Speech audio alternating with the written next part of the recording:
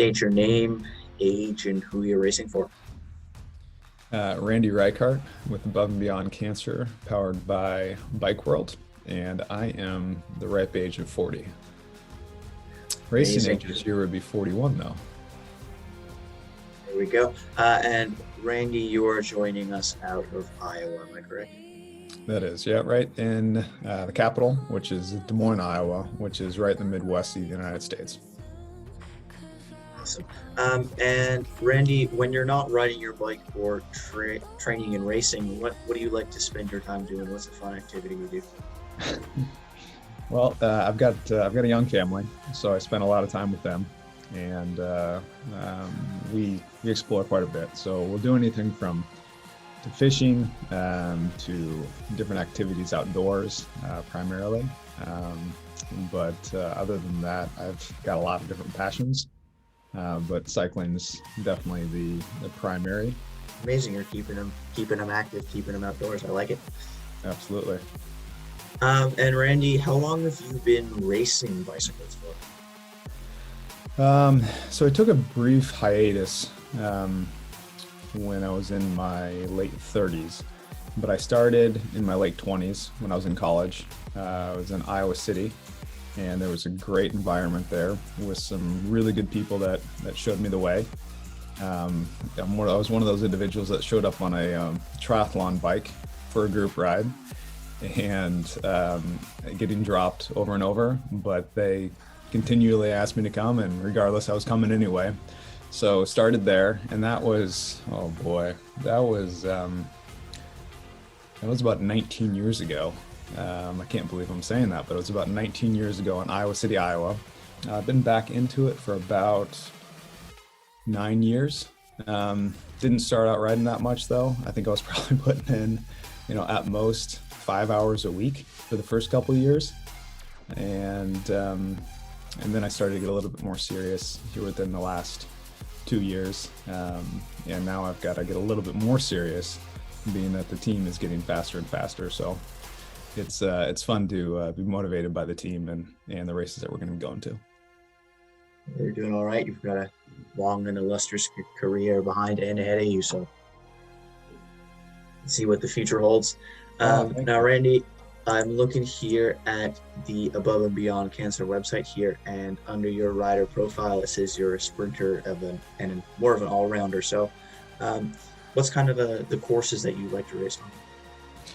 Yeah, so I like short, punchy courses. Circuits are my favorite because you can really kind of play out different advantageous roles throughout that course, so you can analyze it, but it's not per se a crit where it's 1K. So I like short, punchy climbs and sprinting out of smaller groups. I wouldn't say I'm a true sprinter by any means, and I still have some work to do to certainly get my snap up to form. Amazing. And Randy, you guys at ABC are both an indoor team and an outdoor team, and you guys have been finding quite a lot of success indoors with riders like Timmy Bauer and Matt Usborne. So for you personally, what was your first introduction to virtual racing? It was 4 years ago, and it's just like a lot of other people. We, in Iowa, we have some cold winters. But probably even more importantly, we just got busier and busier as we do, and as with a growing family, I only had so much time, and I needed to really concentrate where I could, and my passion pushed me in areas that, I wanted to do certain goals later on, and to do those goals, I had to really fine tune the efforts that I was putting in. And that led me to the trainer. But now with the concentration and what we've got through the virtual platforms, RGT has been a breath of fresh air, because not only do you get to race with your team members around the world. Quite frankly, we've got riders all over the world, but you get to do them on platforms that you're going to be racing in real life. And some of the other teams, they can't say that because they're just e-racing teams, but we're a little bit different, being that we've got a hybrid approach. We've got basically 3 different models that we are utilizing. The first is the traditional road season, and the second is e-racing season, and then the last is the gravel racing series season. So for this year coming out into 2021, it'll be a really nice balance because the traditional road season can be so late this year that in the middle of the summer we get to go do some really cool adventures through the gravel racing series. Amazing. And Randy, going off of that question there, as you are in a bit more of a leadership role within your team, and how have you kind of altered how you structure the team and how the team functions throughout the year? Yeah, that's a great question, and it's not easy to do. So we have expanded the team quite a bit this year. So we have 17 riders total this year. And the reason why we did that is so we can offset different people's performances.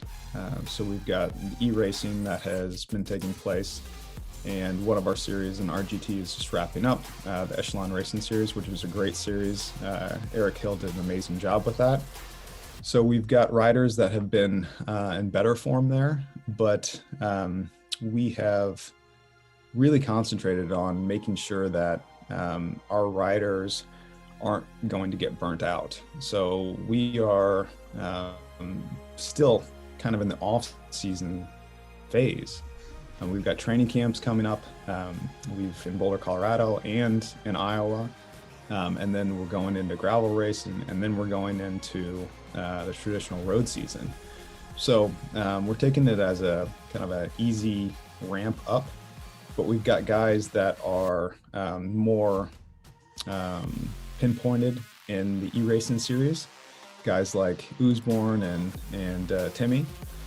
Campbell's done unbelievably well as well, but they're going to take a little bit of a lull, maybe a little bit less intensity, gain some more miles, kind of the early spring and into summer, and then they'll be ramping back up into the racing season as well, the road racing season.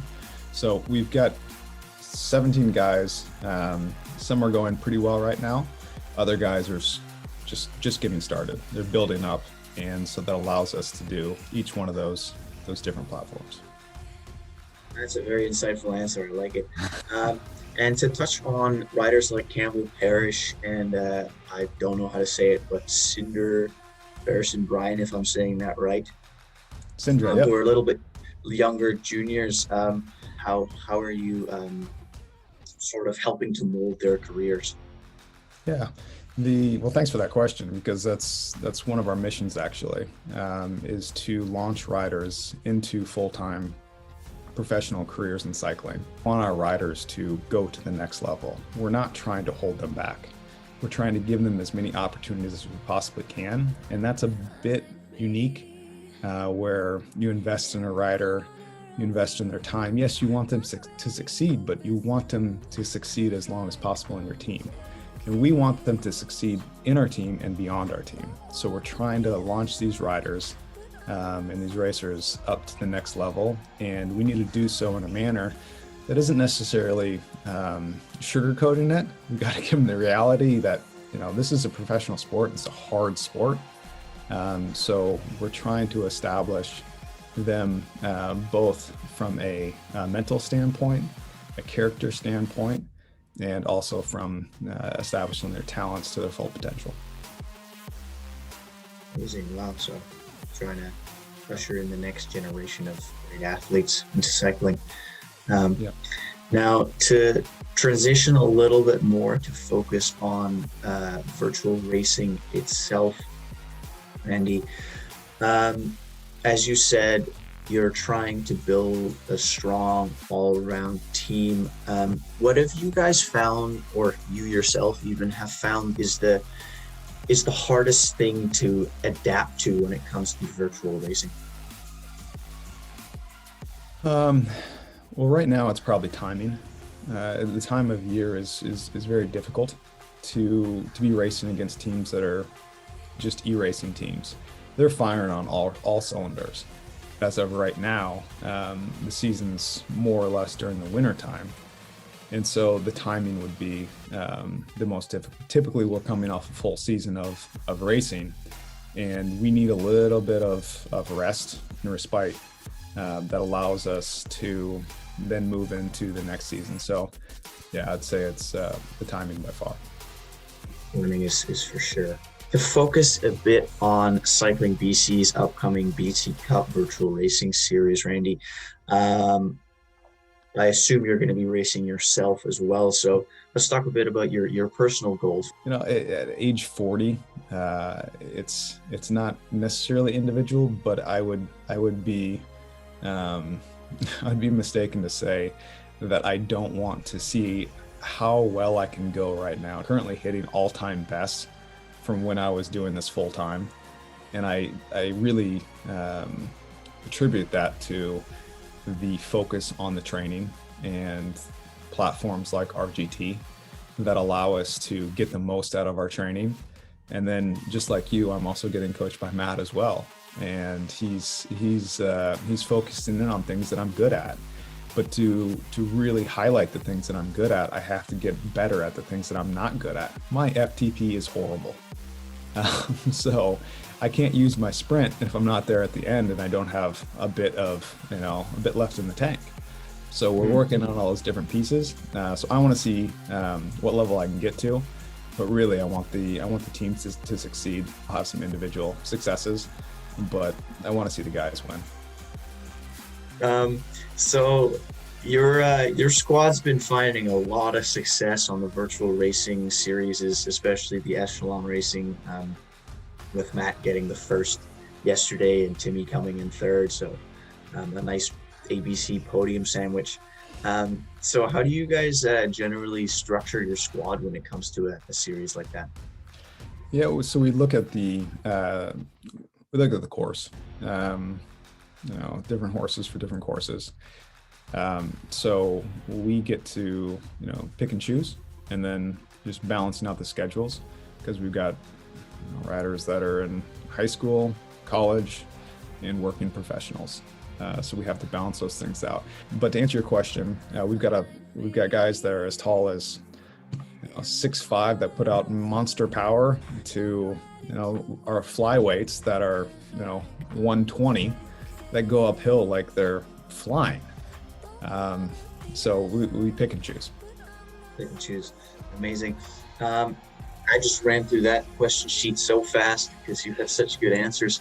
I got something else for you though. How we form the team. So we are a nonprofit. We are representing another nonprofit, which is Above and Beyond Cancer. That is it's near and dear to me. Unfortunately, cancer has really impacted my family. We all go through different things, right? But it is, what we do with those difficulties that makes us who we are. And this organization, Above and Beyond Cancer, is living life to the fullest and going and living those experiences, getting out of your what I call your trench.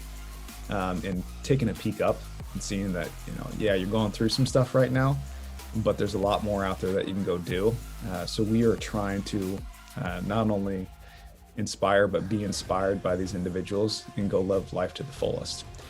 And to do that with this team, we needed to start in an area of people that they're good quality people.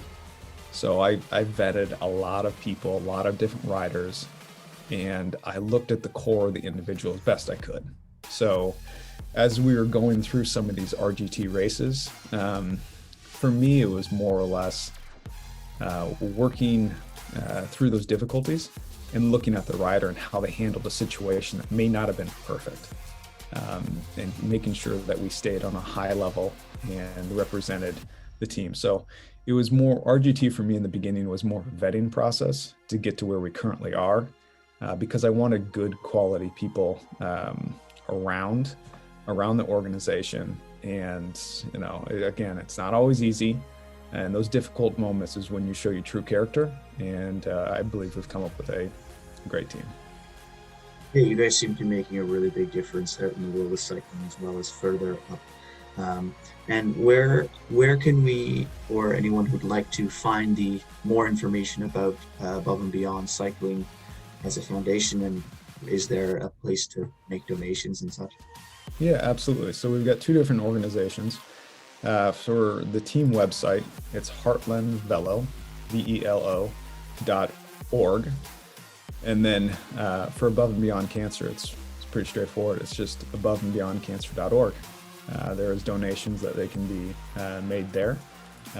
They have as we open back up from this pandemic, they'll have multiple different expeditions, both locally and foreign, that they do. They've got some great videos that gives you some nice understanding of what they're all about. It's led by Dr. Dick Deming, good friend and amazing human being. He's doing some really, really cool stuff, and he's always down for an adventure, regardless of the situation. I mean, it's pretty neat to see, and it's fun to be around too. It's a great organization, great people running it, and great people involved in it. It's a solid group of people, and it's all over. It's primarily in Iowa, but it is spread out throughout North America and the rest of the world as well. So I highly recommend going to check those two sites out. Well, we will for sure. Thanks a lot for your contributions to organizations such as that, and we hope to see you guys doing well in that regard. Yeah, absolutely. And Tom, hey, looking forward to you coming down to the U.S. and doing some racing as well. And once those borders open up as well, we want to come up to Canada. We were saddened to see that that BC week, unfortunately, is not going to happen. I've never been to those races. We were already planning on going to them, and we'd like to come up and do some of the other races in Canada too. We've got 4 riders already up there, so look for us up in Canada, and we'll look for you down here in the United States. Yeah, we definitely will. Thank you very much, Randy.